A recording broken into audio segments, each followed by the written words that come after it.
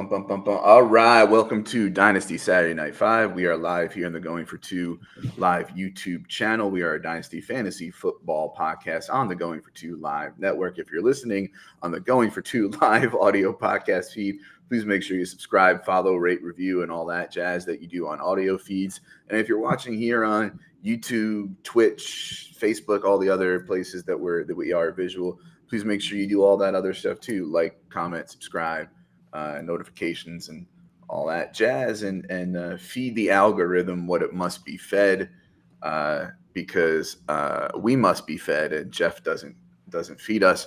As always, I'm here with my co-host for Dynasty Saturday Night 5, the lovely Josh Walker. Josh, how you doing tonight? Doing great. Thanks for that awesome introduction. I haven't been called lovely in a while, so that made me feel really good. I'm actually starting to get a feel for the rookies, where I think they should go, who I like, and all that, which took a little longer because I joined a few fantasy baseball leagues, did the Earth leagues, which are a bunch of industry folks, a bunch of locals. So I'm trying to make some friends here. So I've been doing that. Spring training started, but I'm just now starting to get a actually pretty good feel through the first 3 rounds at least of who I like with rookies, at least before the combine completely shakes that up and I have to readjust. But yeah, I'm here. It feels good.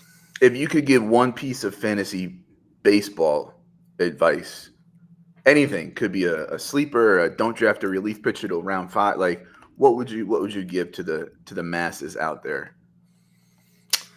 This is the first year that first base, third base, and catcher are deep. So you, for once, don't really have to try and get one in the first 10 rounds. Usually it's the other way around. In outfield, usually the deepest position is actually pretty shallow at the top. So you want to get that early and get a stud pitcher or two early, and then you can wait. All right. For those of you who are not familiar with the format of our show, or if you forget, Dynasty Saturday Night 5 means we use lists of 5 as the vehicle to get into the Dynasty Fantasy Football topic that we want to talk about. And tonight, we're talking about the results of a mock draft that we did with some folks. First of all, I want to thank the people who joined and who mocked and who moved it along at a good pace. We were there at Thursday, like, can we squeeze this in before Saturday? Let's try.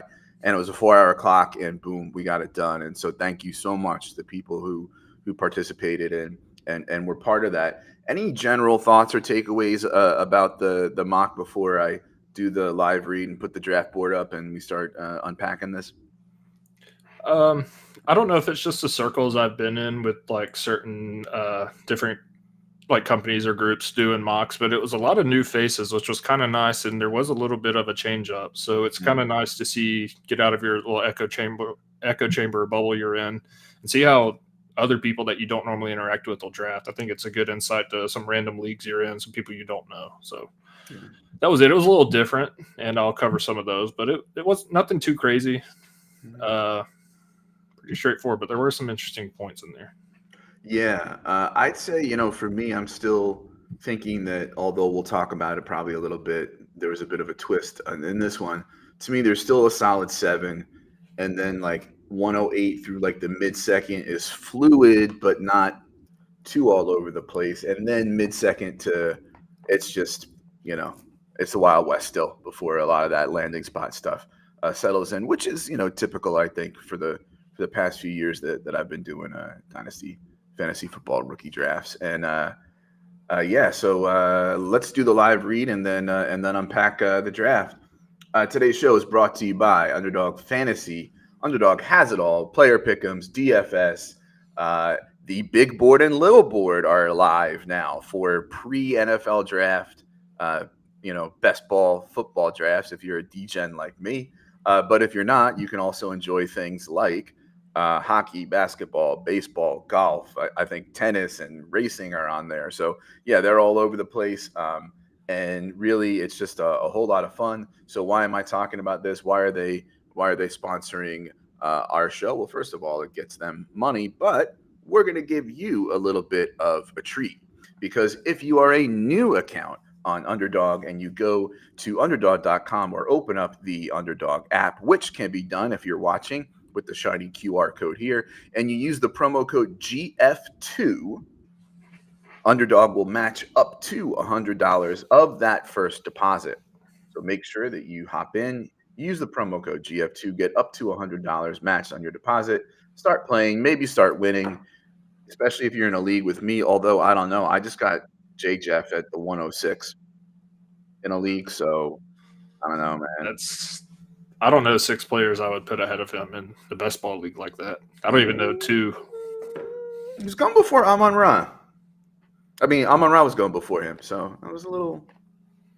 Yeah, it must be a Lions fan, or because I mean it's pretty objective that Justin Jefferson, when he's healthy, is the best receiver. At least him and Chase are up there in a tier of their own. Like I think Amon Ra could push up there with like CeeDee Lamb and some other guys, but I don't really see a discussion of him being the top of the top. Yeah, I feel you. All right, so let's get to it then. Let's unpack this mock draft. Jamie's in the chat. He was one of our mockers. We hope that we'll be a little gentle, but we have our 5 categories to go through. So let's start on a positive note, Josh. What do you think was maybe your favorite pick of the draft or the biggest value that somebody got? So my best pick was by SEH363 out of the 3 slots, Malik Washington in the 4th round and the 3rd pick of the 4th round. And I'll just go ahead and say I did most of these based on my rankings and where I have them. So any disagreements, I don't want anyone to think that I think they suck or anything, but it's just going off my rankings. And I have him ranked as I pulled up the wrong tab. Yeah, I have him ranked as a top 10 wide receiver for me. He was some reasons I like him. People are calling Malachi Corley the Yak King, but I think it's actually Malik Washington because he was first in Yak yards and 35 missed tackles forced. Both of those were first in college. And he was actually one of 4 wide receivers in all of college with a 90 PFF grade. The other ones are Marvin Harrison Jr., Malik Neighbors, Jacob Cowing, and then Malik Washington. And I'm gonna try and talk about him more when we dive a little deeper into players, but he's a good route runner. He has really high IQ, really strong hands. Even though he's 5'8", he's not afraid to go in there and make a catch, and he's got superb field vision, which leads to yards after the catch. So I think in the 4th round, even in the 3rd round, if you can get him there, that's going to be great value, and I think he's going to be a perfect slot receiver for a team. Yeah, I like him a lot. I think that's a damn good pick in the 4th round. For those who don't know, 4 years at Northwestern, sort of suffered in that offense. Went to Virginia, and even though he led, some of the receiving categories in Northwestern, went to Virginia and sort of broke out late. So he's not on a whole lot of people's radar. If you're a fan of Jeff Bell of Debbie Royale and Football Guys, Jeff has, as we say hi to Toronto Dave, always appreciate your presence. Jeff Bell has Malik Washington as his wide receiver 10.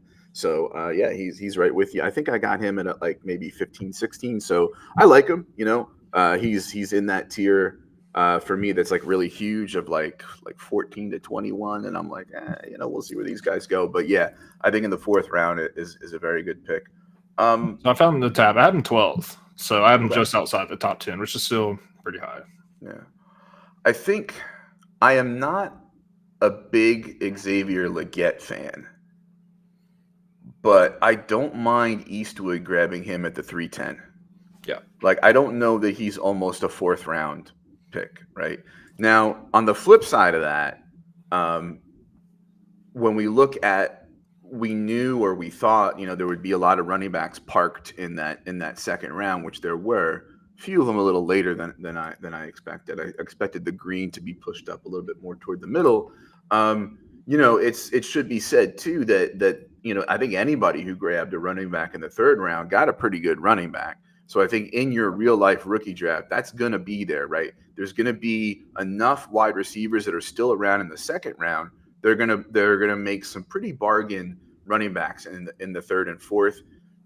But even though I'm talking about the running backs being a bargain in the 3rd and 4th, I'll shout out Xavier Legette at 310. I'm not a fan, but at 310, I'll pay that price to find out. I think the same thing about your pick with Pearsall. Javon Baker could be a good sleeper there in the 3rd round. So that's probably among the values that I liked. Yeah, I agree. Look, I tried not to pick my team because I think Estimate is the best value here. Yeah, I'm just kidding. But I do like I'm not a fan of Leggett, and I almost put him for this pick because at the end of the third round, what do you have to lose if it doesn't work? It doesn't work. Mhm. And some of the games I've seen him play, he stood out and he looked like a stud. But then other games, he completely disappears, and the counting stats just aren't where I think they should be. So it's worth a shot at 310 for sure. Yeah, I mean, like people will say, what's that expression? Like, for $1, I'll find out. That sort of thing. Like, that's Yeah. kind of, for a 310, let's see if this guy is, 25%, 40% of what DK Metcalf is, right? Yeah, All absolutely. right. So now let's go to the sad trombone, and that is your least favorite pick or worst value, biggest reach kind of pick. Yeah, so I think it happened at the end of the first round here, and this one was one of the picks that kind of threw me off a little bit. It's Michael Penix. I know coming out of college, he was a Heisman finalist. I know some people have him up there as their QB 3 to 5. I have him at QB, I think 6. I'm at QB 6 down below, no, 7. I have him down 7 below Michael Pratt, even, who I'll talk about. I was going to try and talk about a little bit later. Who I took in at the very end of the draft at the 411. I have him ranked higher, so I think I had to put Penix there. Some reasons I'm kind of down on him. He's slow at making reads. His poor timing and footwork in the pocket really leads to some bad throws, which we saw in the championship game. I think that's going to happen anytime there's pressure on him. And he's 24 and had multiple ACL issues. I'm not sure the development's going to be there. I think he's too old to really maximize and get that much better like some of these other guys like JJ McCarthy, Michael Pratt. So I think that's a reach there at 112. But you might have to do that to get him because someone might grab him in the second who likes him. So I get it. It's just based on my rankings, I don't really like that pick. Yeah, I would have to agree with you there. I too have Pratt 6 and Penix 7. What really stood out to me about this pick is that even when we're looking at the real life NFL draft buzz, he's quarterback 5 really at best. If somebody's got him ahead of Bo Nix, right?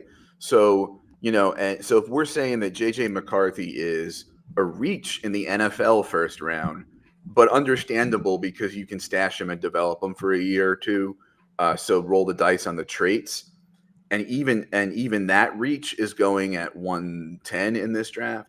I don't know that I can justify taking Penix, who, if a team trades into the late first round to get Penix, like that's like I think the ceiling of where he's going, and I think he's more likely to go like round 2 and even round 3 on day 2. So yeah, I can't really justify spending the 112 on him. And I agree with a lot of the critiques you have of him as a player.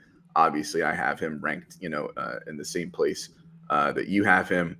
Got a real good arm. Can throw outside the numbers, but when you think about like off structure or the motion, when you think about consistent accuracy and placement, injury, 6 years in college, happy feet, those things start to add up, right? And it to me makes him, sort of a Jameis Winston type quarterback, not as far as skills or a player comp, but as like that sort of level of fantasy value could be really what he's looking at. And I'm not spending the 112 on that. And not to pick on our friend Prismatic Porter. I'm in at least 1 or 2 leagues with him. I will say to mix it up a little bit. I would if I had to pick one that wasn't Penix, I think his next pick, Will Shipley at 212, is also a reach. When you've still got Marshawn Lloyd, just running backs alone, Jalen Wright, Benson, and Ray Davis, still on the board. Like I'm not taking Shipley there. The NFL might like him, and so he may end up there. But right now, I don't know that I can justify that. Like for me, it's pretty clear. I shouldn't say clear. I hate saying that, but for me, I think the top 8 is the top 8, and people have them clustered there like I do. And it's just a matter of what order you have them in. I think most people have guys like Ray Davis and Isaiah Davis and Will Shipley and Schrader, like in that next tier below that top 8. And so I can't really spend that 212 on Will Shipley. Yeah, I agree 100%. And while we're at it, I'm also gonna say hi to Aaron here in the chat. Love to mock with you all sometime. If you go to Facebook, you're on Facebook here. Going for Two has a page, and you might have seen the stream link on there. Yeah, tag me there, Brian Ford or Josh Walker there. I think we joined the group, so you can tag us there, and we'll or DM us on Twitter or something like that, and yeah, we'll rock and roll. I was just shooting him a message on YouTube to DM me on Twitter, and I'll hook him up with. I'll get him in. Yeah. I also just want to, while we're at it, when talking about bad picks, I want to shout out boss man Jeff Lambert for taking Keon Coleman at 107. Listen, I know that okay, fine, you're sticking to your guns and you have Keon as your top, your number 3 wide receiver. But for me, if I'm in a mock, I'm saying to myself, if I was forced to make this pick at this value, who would I pick in this draft? Because you can't trade in a mock. There's no reason to spend the 107 on Keon Coleman. That has to be Roma Dunze. Like that's the top 7. I'm almost embarrassed that our draft didn't have the big 7 tier, but I digress because he writes the checks that I don't see. All right, so next category is just overall your best draft, your favorite draft. Who do you think really did the best and kind of hit a home run here? So I actually took a little time and went through, looked at my rankings on each team. And, outside of mine, which I do like, I have to say it's probably yours. And I'll tell you why. Drake May, I agree he's QB3, but I don't think there's a huge distance between him and Daniels. So getting him at the 105 is great. I also don't blame a team for taking Malik Neighbors before him, because if you got 3 good quarterbacks already, I would take Neighbors too. But getting Drake May at 105 is ideal. He should be starting pretty soon. And then your second round pick, you got Bucky Irving. He's my RB1 still. So obviously if you can get your RB1 at the middle of the second round, that's great.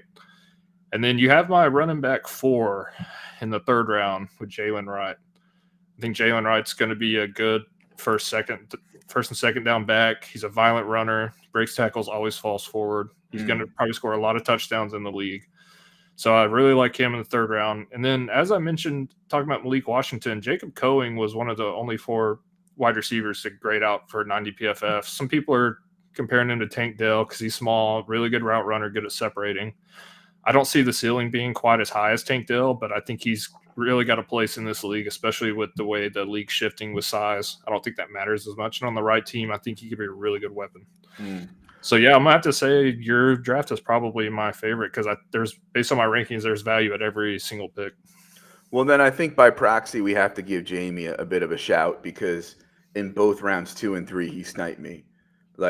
I would have taken Wilson over Irving, and having already taken Irving, I would have taken Corley over Wright, and he got both of them in front of me. So let's shout him out too for a couple of good picks. Yeah. I don't know that I love mine. Second.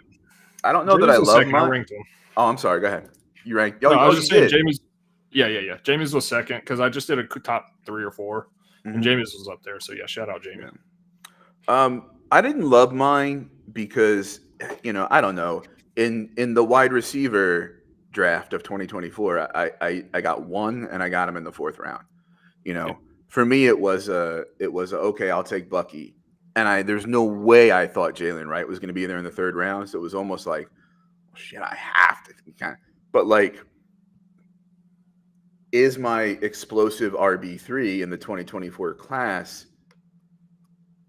Is he really as valuable as, or will be as valuable for fantasy as, I don't know, my wide receiver 15, like Javon Baker a few picks later, or around my wide receiver 15, like Pearsall a few picks? Would I have been better off, saying, I mean, it's one thing that's you take the value and run, but is it the value, right? Because is RB3 in 2024 equivalent to wide receiver 10 to 14 in 2024? That I think it remains to be seen.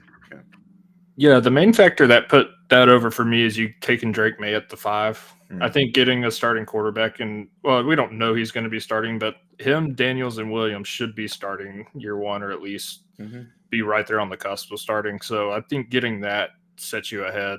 And you could always, trade Jalen Wright once he gets a good landing spot for a couple of the receivers or something. So. So I'm gonna shout out. I know Gout. I know Guac is something. I don't know. Anyway, picking at the 108, got a Dunze, McConkey, who I would have picked at 205, but it's kind of like I just wanted to talk about Bucky Irving, so I picked Bucky Irving. Rankings wise, I have McConkey ahead.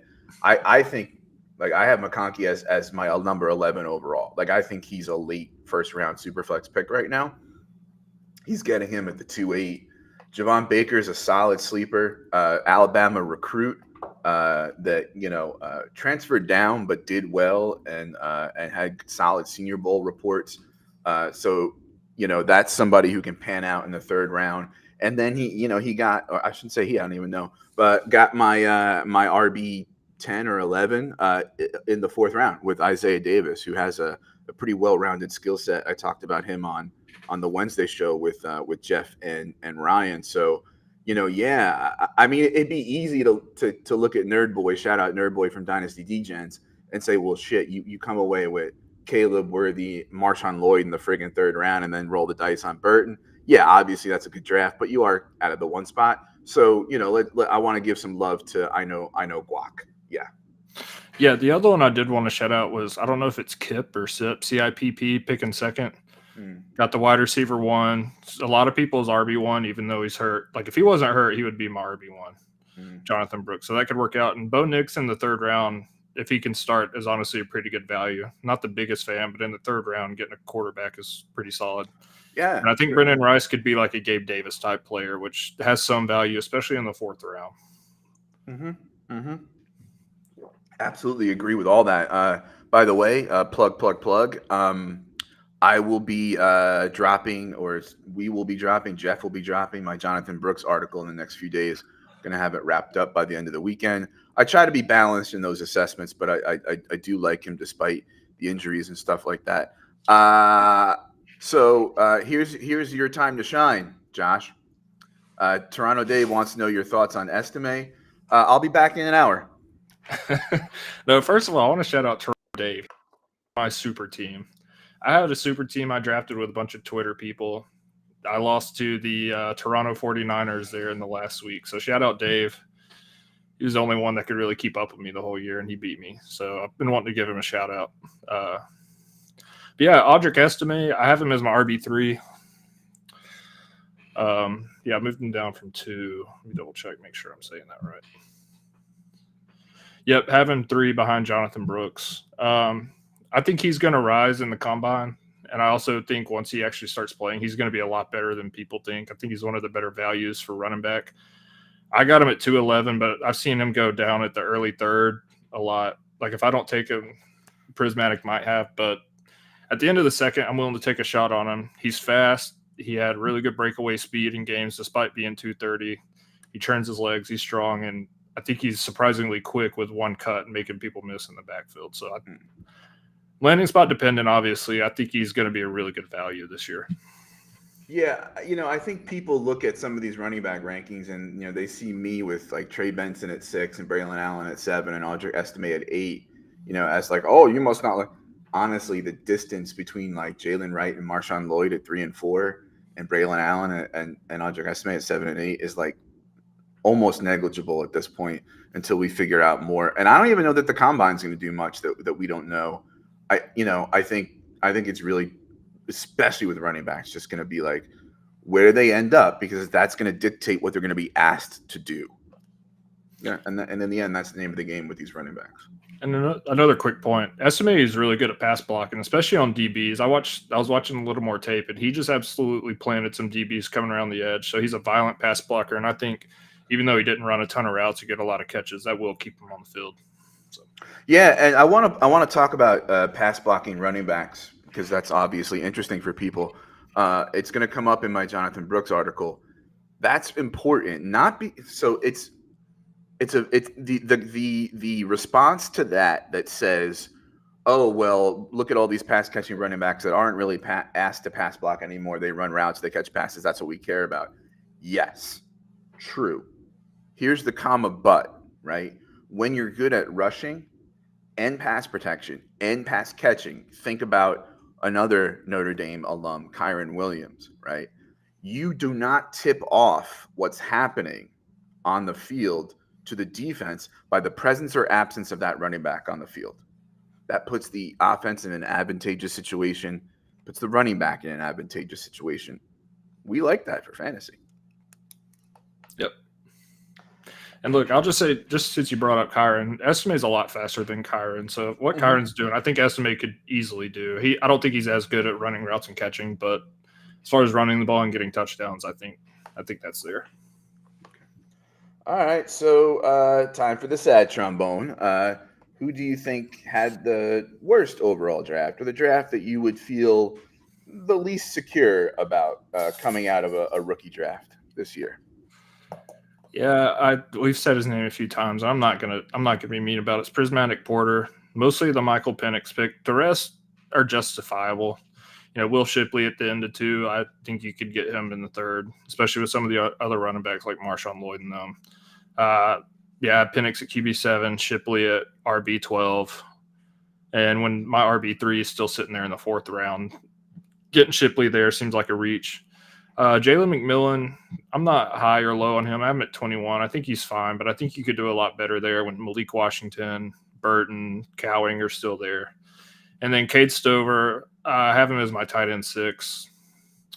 Let me pull up the names. I'd rather have Jaheim Bell, Ben Sinnott, Theo Johnson there before him. So, which Sinnott went before him, so props to that. But Jesse got him. But I don't want a tight end 6 at the end of the draft when there are other ones there. I'd rather have Theo, but I think Stover's my 5 at the moment. That admittedly is the position I've dug into the least. Yeah, sorry, Prismatic. I'm gonna have to echo Josh's sentiment here. I think we unpacked the Penix pick. I talked about Shipley a little bit. I mean, Shipley, when you have Lloyd and Corley and some of those other running backs on the board. McMillan, again, he's not he's fine, right? He's my wide receiver 23. It's a deep class, but like on an NFL team, he's going to be a wide receiver 4. On your fantasy roster, he's going to be a wide receiver 6.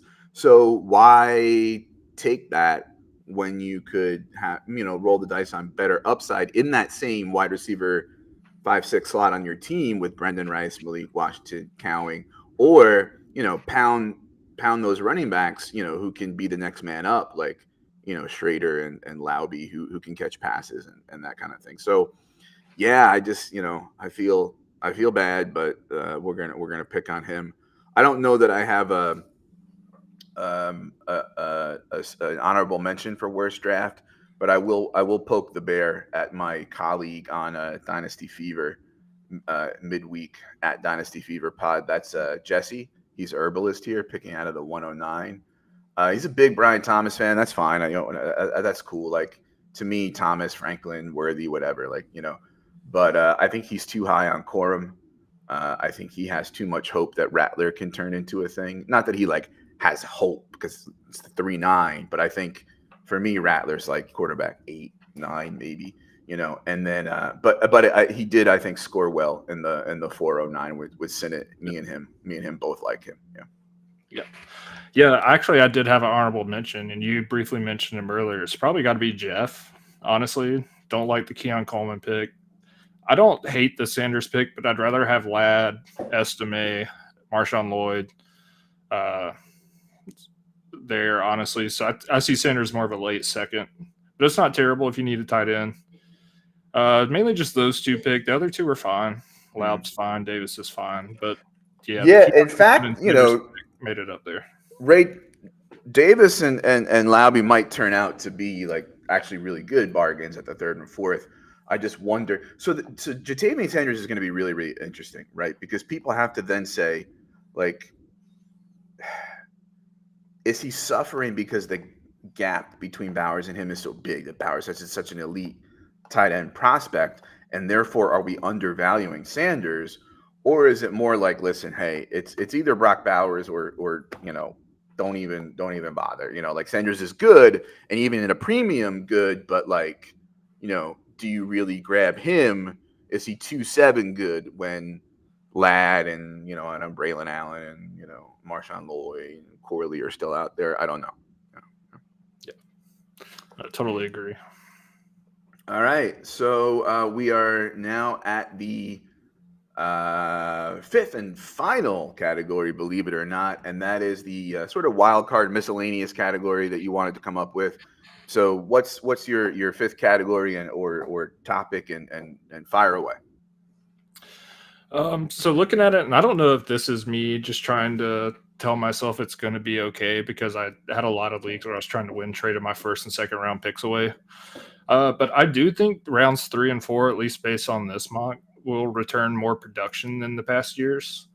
I mean, just looking at this, you got, like I said earlier, Corley, Washington, Brendan Rice, Burton, Marshawn Lloyd, Jalen Wright, Xavier Legette, Michael Pratt. I just think there's going to be a lot more players that are going to get some playing time quicker than years past, where you're just literally making dart throws. Like, I don't see too many bad picks here. I don't think there will be too many bad picks in this. So if it's just a little more comforting to me picking just in rounds 3 and 4. If I play it smart, I should be able to get some guys that can still contribute to my team, where I'm not at a complete loss when it comes to the rookie class. Yeah, I don't disagree there. I think I'm a little torn, because on the one hand, I want to say, well, the NFL hasn't come in and taken a shit over on half of these guys and ruined all our hopes. Yeah. So yeah, of course, the third and fourth round look promising now. At the same time, though, if you combine the depth of the wide receiver class with what I've seen in mocks, and that is the tendency for, despite that, yes, we are expecting the running back traffic jam in round 2 at the moment, and it's still there. There's still enough wide receivers that it's nudging running backs down into the third round. So those two things combined, third and fourth round are looking promising, right? Like, if you can come away with guys like Ray Davis and Pearsall and Malik Washington and Schrader and Ben Sinnott and Michael Pratt, who I like, he's my quarterback 6. Do you want to talk about Pratt a little bit? I think you said or were you done talking about him? No, I just think I don't know how much people look into like throwing drills in the combine, but I think he's got a lot of proven. I think he's got really good arm talent and not getting quite enough love for that. Like, even off platform, when he's like on the run, he has really good velocity, keeps his eyes up and shoulders level.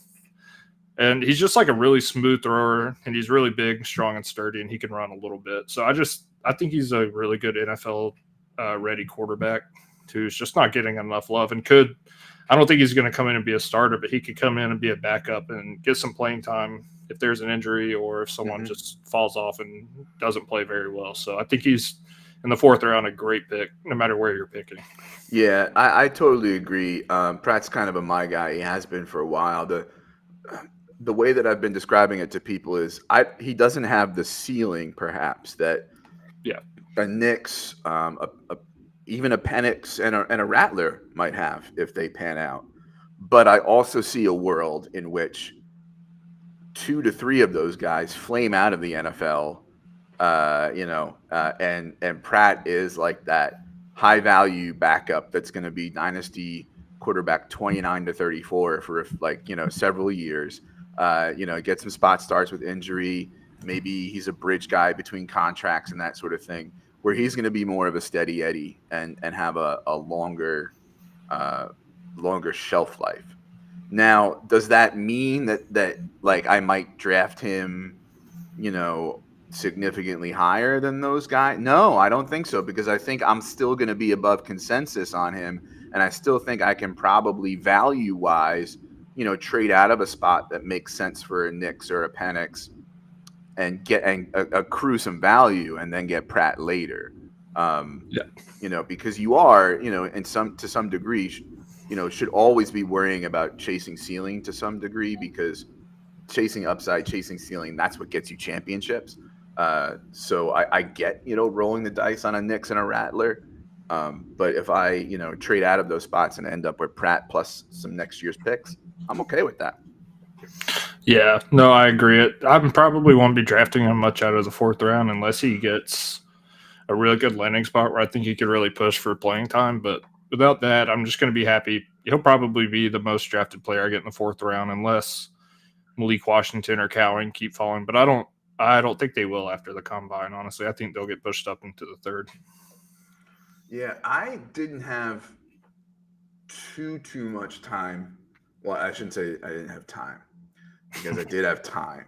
I had other things on my mind and agenda today that I didn't really think too much about a wild card. So I'm gonna just unpack my own draft. Like we talked about it a little bit already. Drake May. I go back and forth with Daniels and May as 2-3. I see very good arguments for one either way. I do think there's a gap between him and Caleb. I think out of that big tier of 7, 5 is almost like a mini tier within that. Like you're going to get the 2 receivers and the 3 quarterbacks. So I feel good coming out with one of those guys. Bucky, RB1. For me, he's kind of a placeholder RB1 simply because, as I've said before, I see his skill set as I have the most confidence right now that that's going to translate into today's NFL and therefore also into the way that we play fantasy with PPR. Jalen Wright, explosive. He's my RB3. I think he's a big bargain at the third round. And Cowing, I've kind of gone back and forth on him. Like analytically, he's good, and like if you look at like before 2023, it's especially good. He kind of got overshadowed a little bit by Tet McMillan, who of us wouldn't in 2023. But I have him floating there at 14 in that tier of 14 to 20 of possible upside guys. But I think if I could do it over again, I would pick Lad round 2 and then probably stay with Wright in round 3. And then since I had already gotten the receiver in round 2 with Lad, I probably would have pounded running back again in the 4th round with Isaiah Davis or Lauby. Yeah. So yeah, I just kind of wanted to unpack myself a little bit here for the 5th category, and I don't know. I will give myself a B on that draft grade. Yeah. I don't know if you're just more critical of yourself than I am, but I would give myself an A- on mine just because I have Troy Franklin ranked as wide receiver 4, I think, and I got him at the end of the 1st. I have SMA RB3, got him at the end of the 2nd, and I think I have Pearsall at 13th. I have Pearsall at 9th. Shoot, I put him up top 10. So getting Pearsall, okay. Yeah. I see a lot of, and I'm not just saying this because he's white, and I know it's a meme to say Lad McConkey's like, Julian Edelman or Wes Welker, but he does kind of remind me of Adam Thielen because he's not like extremely athletic, but he knows where to be. He always seems to catch the ball, and he's one of the better contested catches players I've seen in this draft. So if you throw it to him, he'll likely catch it, and I think a lot of quarterbacks look for that. And that brings me to something I want to talk about, the wide receivers, and that is like for me, I have those two buckets of 6, totaling 6 guys, and then I start to ask myself, okay, in each of these other buckets, in each of these other tiers, or even really when I'm tiering, where am I shifting the like new NFL PPR machines versus some of the big guys? Like for example, my tier of 7 through 9 is Lad McConkey, Adonai Mitchell, and Roman Wilson. Like, should I be pushing Roman Wilson up to 8 and put the big dude, who's got more question marks, at the bottom of that tier? When I look at my tier of 10 to 13 of Coleman, Leggett, Corley, and Polk, should I put like the yak god Corley more at the top of that, and Polk, who's got more of that solid floor for PPR, up toward the top of that, and then have the big guys with question marks at the bottom, right? See what I'm saying? So in each bucket, should I be valuing, those guys, right? Because If my bucket of 14 to 20, I've got Cowing, Malik Washington, Pearsall right at the top there because I think those are like the PPR gods, and then I have some of the taller guys like Marcus Rosemy, Jack Saint, Javon Baker, Devontae Walker, and Ryan Flournoy in that tier. So yeah, I guess what are you like? I guess you're kind of already answered it by saying Pearsall is your 9, but when you're looking at this, are you saying like, okay, here's a bucket, here's a tier, and within that tier, give me the PPR gods, or how are you approaching that?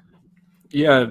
So one plan I plan to do this offseason is make a spreadsheet with each team needs for trades, team needs for rookie drafts. And whether I go for a guy like Pearsall, I think's high floor, maybe not quite as high a ceiling, or someone like maybe Washington or Cowling, who might not have as high of a floor or higher ceiling, or even some of the bigger guys like Keon Coleman or Leggett. I think that just depends on what I need with my team. If I've got a solid receiving court and I know I got people that I can go out there and start, I probably will take a chance on some upside guys. Mm-hmm. But if I need someone to plug in early, I might look for more of the Jalen McMillan type, who I think will be fine and will be more consistent floor for me. So I think it's just going to be based on team needs. Yeah, and also it can be a lot, but I think you need to go through and realize what each one of your team needs. That way you can draft differently. Yeah. And I probably don't think about team need as much when I draft, but like to what you're saying, if I already absorbed some risk in round 1 and 2, right, Absolutely. then that might determine what I'm doing in round 3 and 4. Whereas if I've gotten solid floor in rounds 1 and 2, it might determine what I do with a little more ceiling chasing in rounds 3 and 4. So because like Absolutely. Let's face it, right? Like if you're I don't know at the 202 and Keon Coleman fell to there, I probably wouldn't take him still. But there's going to be people who do. There's going to be people who say that's a value, but will acknowledge there's risk, right? So then they're in the 3rd and 4th round, they might take a guy like a Pearsall, to get that solid floor. Yeah. Yeah, I think that to me comes down if I've taken like you did a quarterback and a running back, and then that's your first receiver, I'm not sure I'm going to take him because I don't want that to be my. So I think that also has to do if I don't really want to. But if I've gotten some other ones, then I'll take a shot on them. Yeah. If you double tap receiver this year, right now, at the moment, obviously pre-combine, if you double tap receiver, there's still running backs around in round 3 and 4 to roll with. So not a bad thing. At least at this point, yeah. All right, so that'll just about do it, believe it or not, for our list of 5. We kind of did another quickie this week. We did a kind of a quickie last week, just kind of reviewing in general where the rookie landscape is now, because the combine will enter some information. So, here's my speech about the combine. It's very meaningful and awesome and wonderful, and it also means absolutely nothing. So, first of all, it's just fun. So let people have fun. Kevin Coleman tweeted that out the other day, and I think that's a great, because all of us, our 40s don't mean anything. It's like, yeah, I know, but have fun. Let's watch the Underwear Olympics, right? Probably the most important things at the combine we don't see much of, and that is the medicals, the whiteboards and interviews, that sort of thing. And, I think, getting some solid measurements, that are exact and you can trust, right? That's kind of, I think what is the bulk of what's the most important about the combine, but there will be shifts in the rankings. And so, my advice would be don't overreact and double count. We already know Xavier Worthy's super fast, right? When he runs a 4.35, don't boost him up to wide receiver 2 because you have him, wide receiver 5, 6 or whatever, because he's super fast, right? So don't double count, and pay attention to the 3 cone for wide receivers. Pay attention to the 10-yard splits in the 40s. They're more important than the total 40 time. So any Underwear Olympics speech that you want to give? Just one thing I've kind of noticed, and I can't remember the article I read or who did it, so I can't shut them out. So I apologize for that. But I'm not going to pay attention to 40 times as much for wide receivers as I think other people will. And I just don't think that's a good – I'm going to look more at the cone drills agility, breaking in and out of cuts, as opposed to just what you can run in a straight line. So I'm not going to pay attention to that as much for receivers as I will for running backs and maybe even tight ends. Especially in today's NFL, when Yeah. we're asking them to do quick separation and agility and that sort of. I think the thing about the 40 is, for me, is just a bucket. Like, if you're below 4.6, the data says you're fine, right? Well, not you're fine, but you have a much greater chance of succeeding, which makes sense, right? So so the difference between a 4.38 and a 4.44, like, it's not what, right? It is what. If you're below a 4.6, cool, you're good. Now, like you said, let's take a look at your 3-cone. Let's take a look at the hands drills, and the gaunt. Yeah. So yeah, that's spot on. All right. Go ahead. There was Skylar from JWB at the FF Buffalo. Give him a follow. He put a really good tweet out about how you should be buying the 107s, which is usually a pick that nobody wants. I think the 107 this year is the most top heavy draft I've seen, to where if you're picking in the top 7, you're going to get probably a stud. Mm-hmm. So he put a long tweet. I'm not going to read it all, but go follow him and check that out and try and trade and get up into the top 7 in your rookie drafts. Even if you can't get up in the top 3 or 4, or get in 5, 6, or 7, because you're going to come away with somebody you're going to be happy with. And that I haven't seen that happen in a minute.